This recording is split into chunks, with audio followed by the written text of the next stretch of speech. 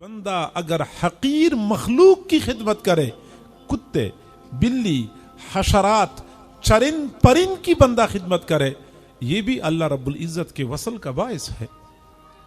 صحیح بخاری شریف کی روایت ہے، بنی اسرائیل کی ایک عورت بدکار بد کردار کہیں جا رہی تھی، راستے کے قریب ایک کنواں تھا، کنویں کے کنارے پہ ایک کتا پڑا ہوا تھا، کتے کو شدت کی پیاس لگی ہوئی تھی، زبان باہر کو نکلی ہوئی تھی، وہ گیلی مٹی چاٹ رہا تھا، زبان کو گیلا کرنے کی کوشش کر رہا تھا۔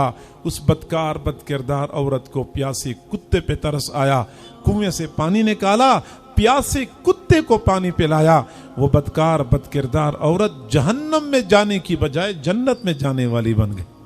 پیاسے کتے کی خدمت کی، اور خدمت کتنی؟ کوئی بڑا لمبا سلسلہ طے نہیں کیا، کوئی بڑی مشقت نہیں اٹھائی، بالکل قریب کنویں سے پانی نکالا اور کتے کو پانی پلایا۔ میں اکثر ساتھیوں سے کہا کرتا ہوں کہ ہمارے گھروں کے اندر خواتین، یہ مائیں بہنیں بیٹیاں، یہ صبح سے لے کے شام تک بھاگ بھاگ کے کام کرتی ہیں۔